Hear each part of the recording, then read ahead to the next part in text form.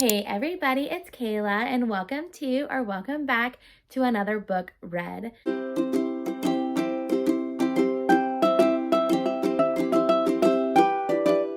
Today's video is going to be about my most anticipated books of 2022. I have them all here on my iPad, so we're going to go through. I'm going to tell you the synopsis, the book name, and hopefully on some of them an anticipated release date.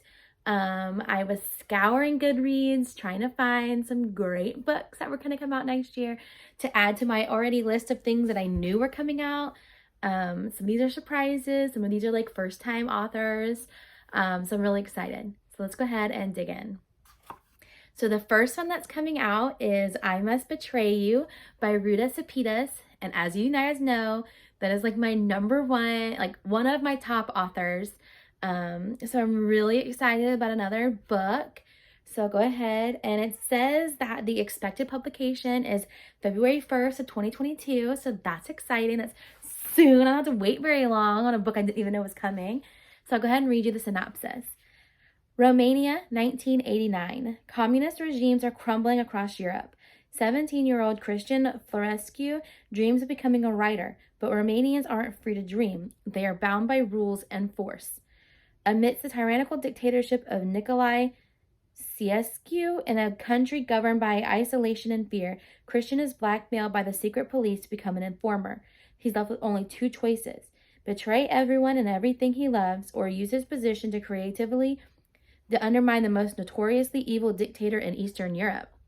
Christian risks everything to unmask the truth behind the regime, give voice to fellow Romanians, and expose to the world what is happening in his country. He eagerly joins the revolution to fight for change when the time arrives. But what is the cost of freedom? Guys, I'm really excited. I'm going to be honest, I don't normally like books in a male point of view. But I feel like sometimes like historical fiction and things like this nature are okay. So we'll see. But she writes so well that I don't even know that it would matter. So the next book is Book Lovers by Emily Henry. And I just really, really like Emily Henry. So I figured any book by her is good. And it says that the expected publication date is May 3rd of 2022. So that's exciting. I mean, it's a little further out, but not that bad. Nora Stevens' life is books. She's read them all. And she is not the type of oh my gosh, I almost said heroine. And she is not that type of heroine, whatever, you guys understand. Not the plucky one, not the laid-back dream girl, and especially not the sweetheart. In fact, the only people Nora is a heroine for are her clients, for whom she lands enormous deals as a cutthroat literary agent, and her beloved little sister Libby, which is why she agrees to go to Sunshine Falls, North Carolina, for the month of August, when Libby begs her for her sister's trip away, with visions of a small-town transformation for Nora, who she's convinced needs to become the heroine in her own story. But instead of picnics and meadows or run-ins with a handsome country doctor or bulging four-armed bartender, Nora keeps bumping into Charlie Lastra, a bookish, brooding editor from back in the city. It would be a meet cute if not for the fact that they've met many times, and it's never been cute. If Nora knows she's not an ideal heroine, Charlie knows he's nobody's hero, and they are thrown together again and again in a series of coincidences no editor worth their salt should allow. What they discover might just unravel the carefully crafted stories they've written about themselves. It sounds good. It sounds really good. So the next book is a book that I haven't even read book 1 to, but everyone says it's so good that how are you not excited for book 2? And then I won't be so disappointed when book 1 ends and I'm having to not have book 2. See, there's logic behind my waiting. And that one is House of Sky and Breath. So it's Crescent City #2 by Sarah J. Maas. And I am not seeing a expected publication date. So I feel like she likes to really surprise us with those things. So we'll see. Bryce, but I'm totally spoiling book 1 for me by reading book 2, by reading the synopsis of book 2, but all for you guys. Bryce Quinlan and Hunt Athalar are trying to get back to normal. They may have saved Crescent City, oh no, but with so much upheaval in their lives lately, they mostly want a chance to relax, slow down, figure out what the future holds. The Astery have kept their word so far, leaving Bryce and Hunt alone. But with the rebel chipping away at the Astery's power, the threat the rulers pose is growing. As Bryce, Hunt, and their friends get pulled into the rebels' plans, the choice becomes clear: stay silent while others are oppressed, or fight for what's right, as they've never been very good at staying silent. In this sexy, action-packed sequel to the #1 bestseller House of Earth and Blood, Sarah J. Maas weaves a captivating story of a world about to explode and the people who will do anything to save it. Well, I guess now I know how book 1 ends. That's okay. It's a really long book. I feel like a lot more is going to happen than just that. So the next one is my most anticipated book of 2022, like top of 2022. And it's not expected until March 15th of 2022, which makes me sad. I have to wait a couple of months. But it's The War of Two Queens by Jennifer L. Armentrout. It is the 4th book in the Flame, Blood, and Ash series, and I am dying. I follow her on TikTok, and she's let a few things slip of the plot and the storyline, so I'm excited about that as well. From the desperation of Golden Crowns, Castile Denier knows all too well that very few are as cunning or vicious as the Blood Queen. But no one, not even him, could have prepared for the staggering revelations. The magnitude of what the Blood Queen has done is almost unthinkable. And born of mortal flesh, nothing will stop Poppy from freeing her king and destroying everything the Blood Crown stands for. With the strength of the primal of life's guards behind her and the support of the Wolven, Poppy must convince the Atlantean generals to make war her way, because there can be no retreat this time, not if she has any hope of building a future where both kingdoms can reside in peace. Together, Poppy and Castile must embrace traditions, old and new, to safeguard those they hold dear, to protect those who cannot defend themselves. But war is only the beginning. Ancient primal powers have already stirred, revealing the horror of what began eons ago. To end what the Blood Queen has begun, Poppy might have to become what she has prophesied to be, and what she fears the most. Y'all, as long as she saves Castile and we're not like Castile's gone the whole time, I'll be fine. Because like that was the worst part of the ending of that book. I cried. I threw that book across the room. I yelled. I was like so mad. But oh, y'all. Okay, so the next one is Reminders of You by Colleen Hoover. And I just really like Colleen Hoover, even though I've only read one of her books. So please take that with a grain of salt. Like, I really like her. I have 2 more to read by her. And she's a really good writer. And they are saying this one's coming out on January 18th. So not much longer. A troubled young mother yearns for a shot at redemption in this heartbreaking yet hopeful story. After serving 5 years in prison for a tragic mistake, Kenna Rowan returns to the town where it all went wrong, hoping to reunite with her 4-year-old daughter. But the bridges Kenna burned are proving impossible to rebuild. Everyone in her daughter's life is determined to shut Kenna out, no matter how hard she works to prove herself. Y'all, that's her baby. The only person who hasn't closed the door on her completely is Ledger Ward, a local bar owner and one of the few remaining links to Kenna's daughter. But if anyone were to discover how Ledger is slowly becoming an important part of Kenna's life, both would risk losing the trust of everyone important to them. The two form a connection despite the pressure surrounding them, but as the romance grows, so does the risk. Kenna must find a way to absolve the mistakes of her past in order to build a future out of hope and healing. Well, that sounds good. I'm going to have to go pick that up on the 18th. So the next one does not have a synopsis, and it's one of those that I read the first book to, and I knew there was at least a second, but I didn't know there was a third. So it's The Gentleman's Gambit, and it is the League of Extraordinary Women, book 4, by Evie Dunmore. And it does say September 2022, but we don't have a synopsis yet, so I'm just excited. Because the first book was so good. I really do need to get book 2 and book 3. So the next one is Tokyo Dreaming by Amiko Jean, and it is the sequel to Tokyo Ever After, which in my book journal I gave a 3-star, but I really did enjoy the storyline and I really enjoyed the characters. I just felt like the writing was a little off, but I did read it really fast. So I'm not saying that like it wasn't a good book. It was a really good book. And they are saying May 31st, 2022. So we'll see what the synopsis is. When Japanese-American Izumi Tanaka learned her father was the Crown Prince of Japan, she became a princess overnight. Now she's overcome conniving cousins, salacious press, and an imperial scandal to finally find a place where she belongs. She has a perfect bodyguard turned boyfriend. Her stinky dog, Tamagotchi, is living with her in Tokyo. Her parents have even rekindled their college romance and are engaged. A royal wedding is on the horizon. Izumi's life in Tokyo is a dream come true. Only, her parents' engagement hits a brick wall. The Imperial Household Council refuses to approve the marriage, citing concerns about Izumi and her mother's lack of pedigree. And on top of it all, her bodyguard, her boyfriend, makes a shocking decision about the relationship. At the threat of everything falling apart, Izumi vows to do whatever it takes to help win over the council, which means upping her newly acquired princess game. But at what cost? Izumi will do anything to help her parents achieve their happily ever after. But what if playing the perfect princess means sacrificing her own? Will she find a way to forge her own path and follow her heart? Oh, yo, I love them together. Like, the slow build of their relationship was so good, and him getting in trouble for it really made me mad, but, like, you completely understand. Like, this book better be good.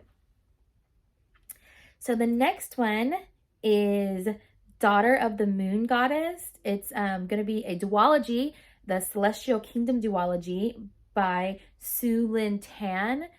And I actually saw this on somebody else's video, and I was like, I gotta go check that out. That looks really good. And it does look really good. And it's said to come out on January 11th. So that's really soon. Like, or is it even now? Is it out? What day is it? No, today's only like, Saturday was the 1st, right? Yo, I have been off for like 5 days from work, and I am like, let's just read this. So this is a debut. I thought so. I thought, like, this is a debut fantasy novel. Growing up on the moon, and I'm going to have such a hard time because these are Chinese names, so I'm not going to be able to pronounce these at all, and I'm really sorry. Xinjin is accustomed to solitude, unaware that she is being hidden from the feared celestial emperor who exiled her mother for stealing his elixir of immortality. But when Xinjin's magic flares and her existence is discovered, she is forced to flee her home, leaving her mother behind. Alone, powerless, and afraid, she makes her way to the Celestial Kingdom, a land of wonder and secrets. Disguising her identity, she seizes an opportunity to learn alongside the Emperor's son, mastering archery and magic even as passion flames between her and the prince. To save her mother, Xinjin embarked on a perilous quest, confronting legendary creatures and vicious enemies across the earth and sky. But when the treachery looms and forbidden magic threatens the kingdom, she must challenge the ruthless celestial emperor for her dream, striking a dangerous bargain in which she is torn between losing all she loves or plunging the realm into chaos. It sounds so good. And it's going to be a duology. And like I said, January 11th. So soon. The next one is This Woven Kingdom. And I'm guessing it's going to be a series because it does say This Woven Kingdom #1. And this is by Terrera Mafi. And it says February 1st of 2022. Gosh, they're all going to come out so soon. I'm going to go broke.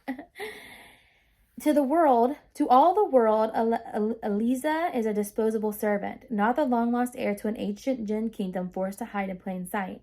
The crown prince, Cameron, has heard the prophecies foretelling the death of his king, but he could never have imagined that the servant girl with the strange eyes, the girl he can't put out of his mind, would one day soon uproot his kingdom and the world. Wow, that does sound really good. Short, but to the point. Oh, it now says it came out January 5th.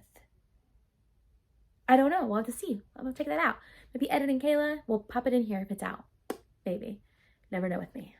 My editing skills are a little lack.